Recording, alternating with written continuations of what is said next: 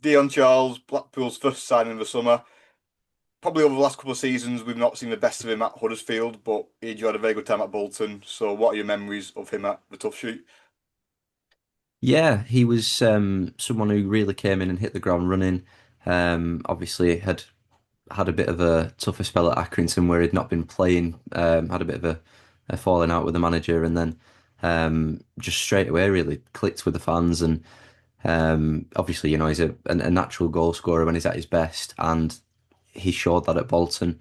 But I think also it was his tenacity, his character that also people really liked. Um, and yeah, he had a lot of success at Bolton, to be fair. Became the club's first player to score 20 goals in a single campaign since Michael Ricketts had done it quite a few years earlier. So yeah, he was it was overall a very successful spell. And obviously, I know things haven't probably worked out at Huddersfield as he would have wanted, but Ian Evatt certainly knows exactly what he can be like when he's on top of his game and how much of a handful he can be. Yeah, he never enjoyed good relationships with a number of players, helped them to reach their potential. So, where does Dion Charles sort of rank in Ian Everett's Bolton players? Yeah, I think when you kind of look at that period as a whole, you'd probably say he was one of the most important, particularly that period of kind of going from um, when they were first back in League One. Obviously, some of it is about building, and then you want to kind of transform that into a side that can push for promotion. And obviously, they never quite got it over the line, unfortunately. But he was a big part of a lot of that kind of process. And obviously, when he left as well, it was a really tough decision for Ian Evatt and the club really, but obviously it was what the all parties sort of thought was the right outcome in the end. But it was yeah, it was. I think I got the sense that it was a quite a tough decision for the manager because he'd given so much to that kind of period at Bolton. Yeah. Yeah, I remember that time and the whole announcement video that Huddersfield put out. And yeah, just you can hear in Ian Everett's voice just how disappointed he was to lose Dion Charles. So do you think it was always sort of something back of his mind that if he could reunite with him at some point down both their paths, that he would always be open to it? Possibly, yeah. There was maybe a bit of unfinished business with both of those parties, really. But like I say, when it clicks in football, it's a hard thing to find, isn't it? So having, from me and Everett's point of view, having that striker who's delivered for him before, and from Dion's perspective as well, having a manager who will know how to get the best out of him. I think, yeah, you can certainly see the appeal of that. You can see, from Huddersfield's point of view, the appeal of that as well. Obviously, get him out to Bloomfield Road, hopefully get his confidence back, get scoring again. And also, I think a big thing is that, obviously we spoke a few months ago about Joe Randall, but, when you can get a signing in early in the summer and you can have that full pre-season, really bed him in, it makes all the difference, doesn't it, compared to when you're, joining mid-season, having to possibly play a bit of catch up, get used to the tactics, the players, everything like that. So, yeah, I think it could be a really good signing this season. I liked it. I think probably trying to get him to get me and me to get him was probably some people might have thought it might have been difficult, but it wasn't. I liked him from day one. He's chirpy. I always say, and so it's not thinking his strength. One of his best strengths is an element of delusion about him, where he's got that much belief in his own ability that you can make a point of it and joke of it, but ultimately that was one of the driving factors which took him out of non-league football into the football league. Do you say you got each other? Was that an instant click between pair of you? Well, when I first come in, I inherited him, and he had an injured hand for some reason. Was out for about 6 weeks with this injured hand. He'd had an operation on his hand, and so I got to know him because he wasn't doing anything. Played against him in the past. As the season went on, in my mind, I realised he'd always been a winger. And me saying, I don't think he is a winger because he would switch off it so many times and get done defensively, but he'd always go the other way and create something and make something. But his assets, his work rate, his strength, his power, his pace, all them abilities convinced me that he was a centre forward. If I look at Dion, if I'm being truthful about his career.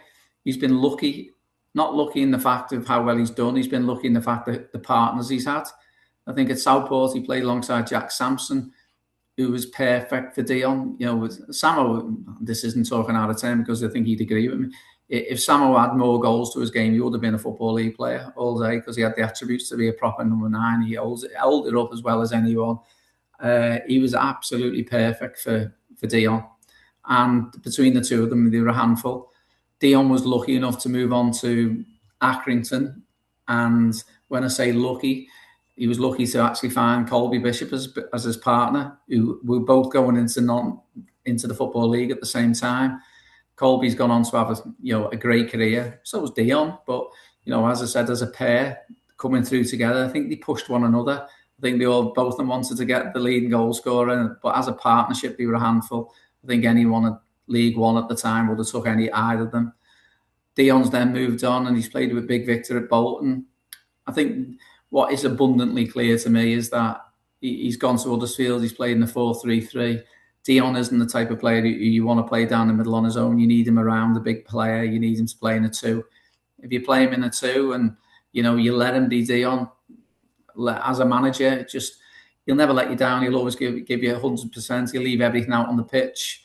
There's elements of, like all footballers, they can be frustrating, but I think he's a good egg, and I think you put the right person alongside him. The manager has the right relationship with him. I think you'll get really good returns. You'll have good stats come up at the end of the season.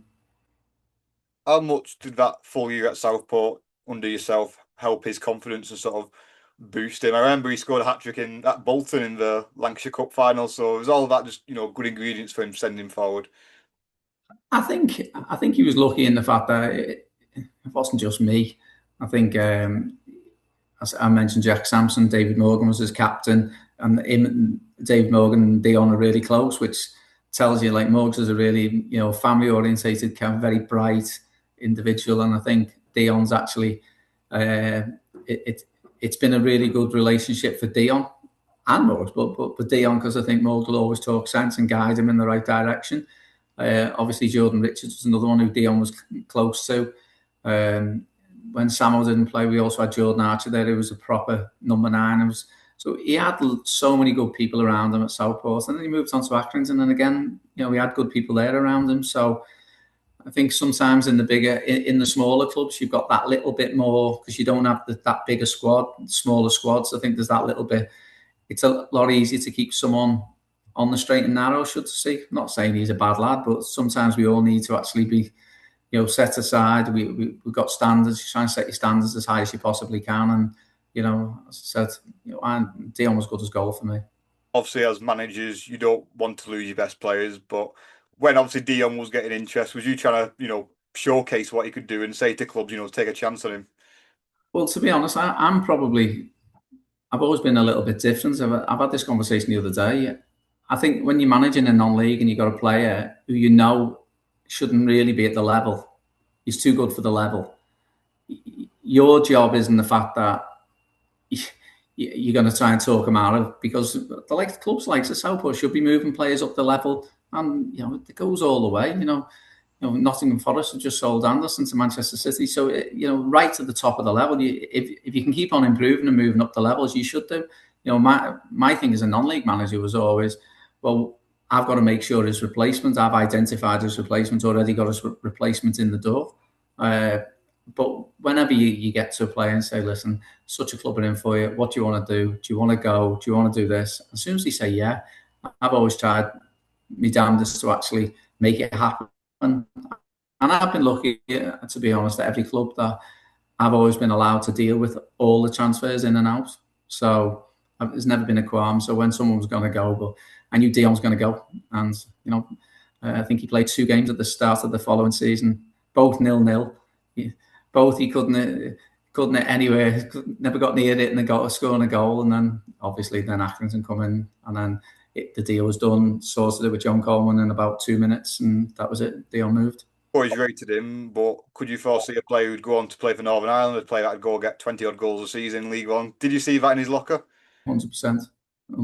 And I said, I seen it, but I think Dion thought he'd got 35 goals in League One. I said, but he's got that much self-belief and confidence. But I just think he's got that many, he just needs to find that home, the environment, which he had at Southport, which he had at Bolton, which he had at Accrington. He gets that environment and he'll flourish. Obviously, Bolton was his ex-club. Ian's obviously his ex-manager. So I think, Blackpool's his ex-club as a kid. Ian was his ex-manager at Bolton, and I was obviously at Blackpool. So he's got a lot of stuff around him which is familiar. So I think all the ingredients are there for it to be a really good combination. I think he'll go on and do really well at Blackpool this season. The perfect full circle moment if it all works out. Obviously, back to the club that let him go when he was a teenager, and back playing under the manager where he's played some of his best football. Well, as I said, there's so many times you see players who they move on from certain clubs and then it doesn't work out, and then they go back to a previous manager, and then it just clicks again, and you don't actually know why. It just happens, and I wouldn't even say it's happened to me a couple of times. You think, players have been written off, that just hasn't happened, and I think I ended up signing Tony Gray 3 times. Do you know what I mean? And every time he scored goals for me. So you just have players like that.